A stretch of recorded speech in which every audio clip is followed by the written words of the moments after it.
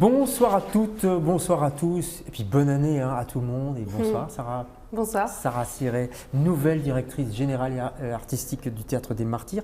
Qu'est-ce que je peux vous souhaiter d'ailleurs pour la nouvelle année, Sarah? Du calme. Ah ouais? Ouais. Pourquoi vous êtes un peu énervée en ce moment? Non, pas du tout, mais je crois qu'il faut rester calme en toutes circonstances, donc Ouais. voilà. Encore plus quand on est directrice d'un Je théâtre? crois, Ouais. Ouais, je pense que c'est une bonne ligne de se dire on reçoit, on accueille et on D'accord. gère sans s'énerver. Calme et sérénité peut-être, non? Exactement, Allez. calme et sérénité. Très bien, j'ai trouvé les deux mots. On va justement parler de deux petits mots, trois mots plutôt. C'est une tradition dans cette émission, c'est le questionnaire de Proust. Si vous étiez, Sarah, un sentiment, vous seriez quoi?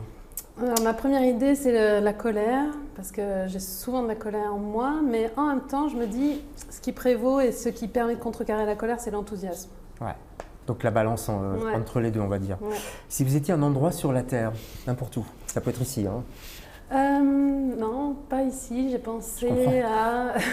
Mais en même temps, ça pourrait se rapprocher avec la neige, une île en Écosse.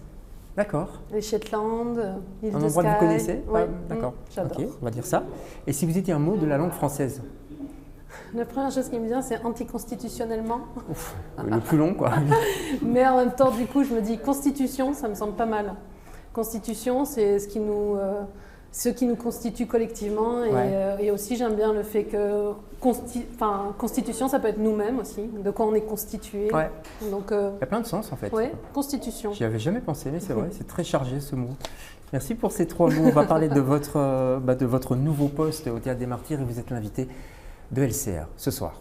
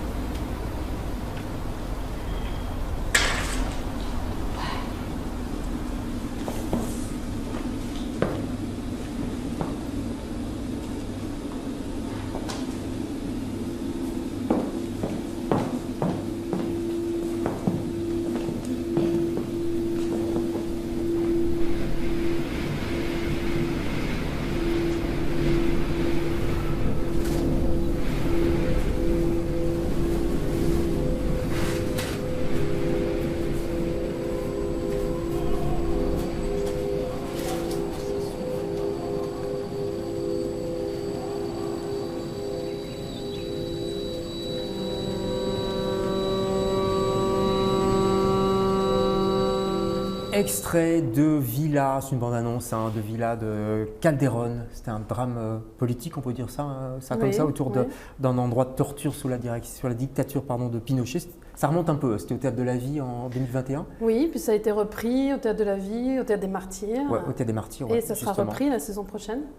D'accord, Je dévoile au Théâtre des déjà Martyrs. un tout On a petit déjà peu. une petite Ah ouais. fenêtre qui s'ouvre. Vous étiez comédienne, on vous a vu Ouais. dans ces images, metteuse en scène, même traductrice, je crois. Ça veut Oui. dire que vous pratiquez cette langue J'ai espagnole. co-traduit avec deux autres personnes et voilà, pour travailler ensemble sur l'aspect. Moi, j'étais plutôt sur l'aspect français, comment rendre en français cette langue hispanique. Et en fait, c'était toute une aventure de traduire Villa, parce qu'il y a beaucoup de mots qui sont chiliens, c'est un rythme différent. Et donc, on était accompagné de Maria José Parga, qui est chilienne. Et donc voilà, c'était un vrai travail collectif et aussi avec les actrices. Ça évoque les années difficiles, évidemment, de la dictature de Pinochet, l'Amérique du Sud, évidemment, on pense à tout ce qui se passe en ce moment. Est-ce que votre vision du théâtre, aujourd'hui, en tant que directrice, c'est celle aussi d'un théâtre politique engagé ou pas? Bien sûr. En fait, je me dis, la politique, c'est ce qui nous constitue. Justement, je reviens au mot, Ouais. c'est que tout est politique. On peut dire ça comme ça. Politique, l'étymologie, c'est la vie de la cité. Ouais. Donc, en fait, le théâtre, c'est lié à la vie de la cité et c'est ce qui doit rendre compte de la vie de la cité. Donc, en ce sens-là, le théâtre est forcément politique. Après, il s'agit au théâtre d'amener la dimension esthétique et la dimension artistique à ses visions du monde. Mais ce qui est important, c'est de rendre compte de ce qui se passe. On va dire ces trois piliers-là, parce qu'il y a un quatrième dans le théâtre en général, c'est le divertissement, par exemple. Ouais. Pur et simple, c'est pas Ouais. trop votre tasse de thé? Ah ben, j'adore me divertir, Bon, d'accord, ok. le plaisir. Ouais. Je crois qu'au contraire, c'est apprendre tout en ayant du plaisir, c'est quand même aussi le rôle du spectacle. Ouais. On en est quand même, c'est le mot spectacle, c'est spectaculaire, c'est ce qui est regardable. Enfin, il faut que ce soit attirant et non, c'est important. Et d'ailleurs, quand vous avez présenté Villa, vous avez dit c'est un drame, mais en fait c'est une comédie. Donc aussi. ça rend compte de choses difficiles, mais avec un aspect divertissant. Ouais. C'est important. Alors, vous êtes directrice générale et artistique de ce théâtre des Martyrs, le bien nommé. Ça vous va comme nom, Martyr d'ailleurs? Ça peut être aussi un peu négatif, hein, non? Ben, en fait, maintenant j'adore. Ah ouais? C'est-à-dire Donc que ça veut dire qu'avant vous aimiez pas? avant, je vous avoue qu'il y a plusieurs années, je me disais mais comment un théâtre peut s'appeler Théâtre des Martyrs? Ouais, c'est dur, c'est dur. Je trouvais ça dur. Mais en fait, en préparant la candidature, je me suis rendu compte que la place des Martyrs, c'était un cimetière. Ouais. C'est-à-dire qu'il y a vraiment des corps sous cette la place. place, ouais. Et ce sont les martyrs de la résistance de 1830. Donc tout d'un coup, ça amène une autre dimension. Si on se dit, ah tiens, ce sont des martyrs qui ont résisté. Donc voilà, votre Et côté donc, politique a été... tout d'un coup, ça m'a beaucoup a été plu. satisfait. Ouais. Et puis j'ai pensé à cette citation de Genet qui disait, en fait, il faudrait que les théâtres soient construits sur des cimetières. Ça rendrait le cimetière, ça rendrait la mort plus légère et le théâtre plus grave. Ah, joli. Et donc très je me juste. dis, tiens, ça, Ouais. c'était un signe pour moi. Bon, on va garder ça alors. Donc c'est un endroit particulier, mais l'endroit du théâtre, le lieu, parce que c'est un lieu physique, un théâtre, c'est quoi l'endroit du théâtre pour vous? Bah, c'est un endroit de lien, Ouais. de rencontre. Quand D'inclusion? je pense au... Pardon? D'inclusion, j'ai l'impression. D'inclusion, bien sûr, de reconnaissance, du fait que c'est très important de se dire ceux qui sont sur scène, les histoires qui sont racontées racontent le monde et donc le monde dans sa diversité. Et donc c'est important de rendre compte de ça. Ouais, le théâtre, c'est... je sais pas, vous avez dit à un moment... J'ai vous dit avez jamais- inclusion, j'ai pas dit diversité par exemple. Je sais que c'est quelque chose qui vous tient à cœur aussi Ouais. pour votre. Ben, en fait, la diversité, Vision. pour moi, crée l'inclusion. C'est-à-dire que l'inclusion, c'est nous forcer. Enfin, l'inclusion, ça doit être. Je ne sais pas comment dire. Des fois, j'ai l'impression qu'on dit des mots, mais ça devrait être évident. En fait, c'est pour tout le monde. Donc, c'est comment rendre accessible. C'est plutôt la question de l'accessibilité. Ouais. Comment on rend accessible? Mais là, il y a du boulot quand même, j'ai l'impression. Donc comment ramener Ah, les ça, gens on a du travail à faire, Comme- c'est sûr. à fond, hein. Bah Comment oui, bien ramener sûr. les gens au théâtre par exemple? Et en particulier les jeunes d'ailleurs. Bon, déjà, j'ai envie de dire que les gens, ils y vont au théâtre déjà. Les ramener. Moi, à chaque fois, je vais au théâtre et j'y suis allée beaucoup. C'est pas toujours un peu les mêmes? Moi, je ne vois pas toujours les mêmes parce que je crois que surtout, suivant les lieux, on a des publics différents. Donc déjà, ce ne sont pas les mêmes. Et ensuite, les salles sont pleines. Donc, il y a quand même un appétit pour le théâtre. Donc après, la question, c'est comment amener d'autres personnes qui pensent Ouais. que ce n'est pas pour eux. Et donc, c'est là où il y a du travail à faire Parce collectivement. que là, il y a beaucoup de gens quand même hein, qui, Ouais, bah, qui se disent ça. énormément. Énormément. Pour la Mais- culture en général Oui, d'ailleurs. oui, hein. Ouais.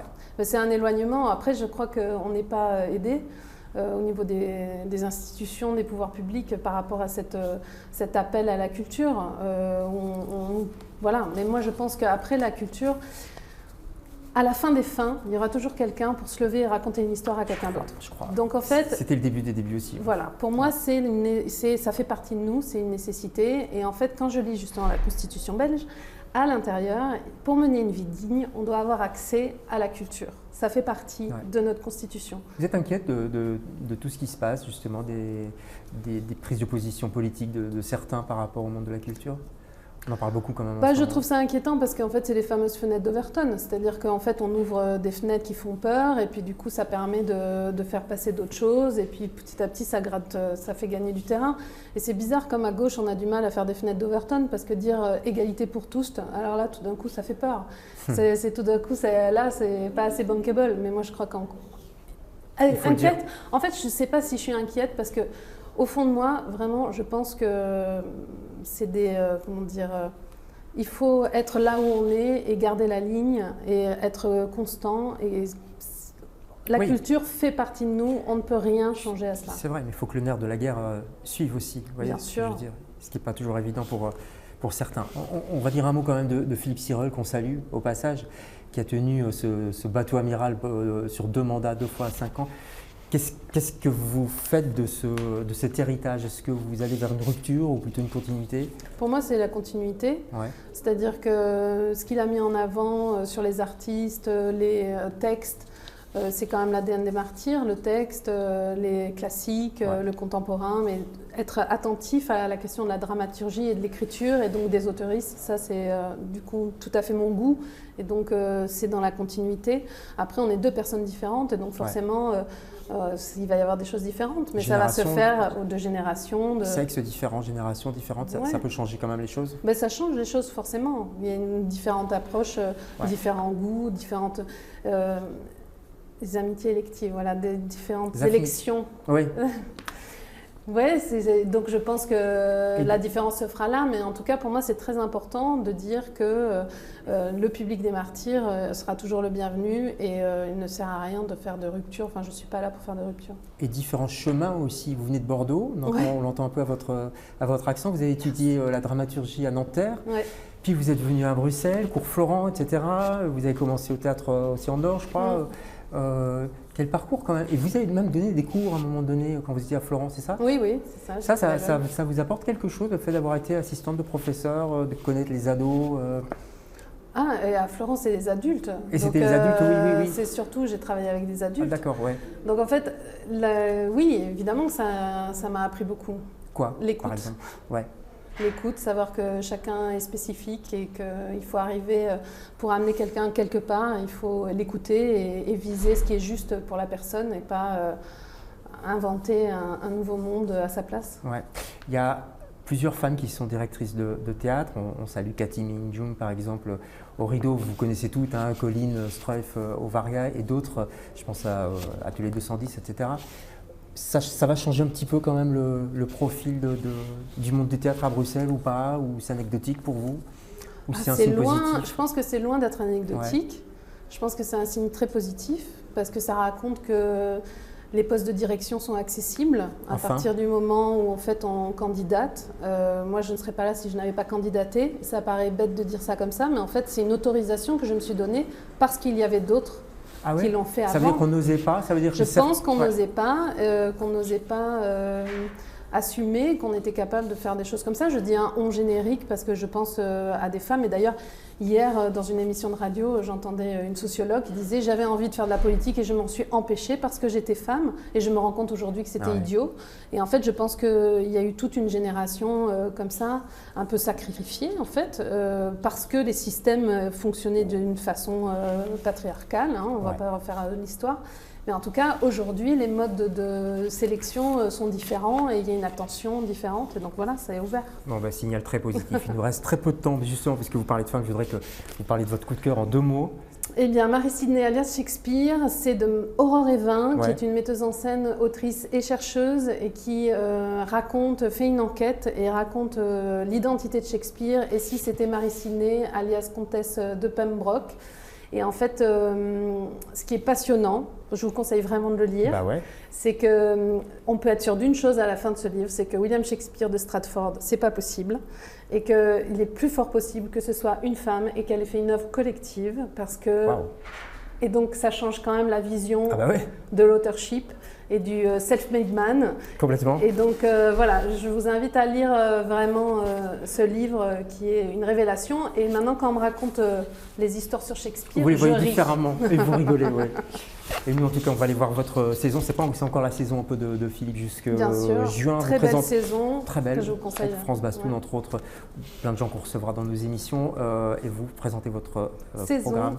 Programmation de saison le 1er juin. Bon, on croise les doigts pour vous et bienvenue Merci. dans ce théâtre. Nous, on se retrouve demain avec d'autres invités. Bonsoir.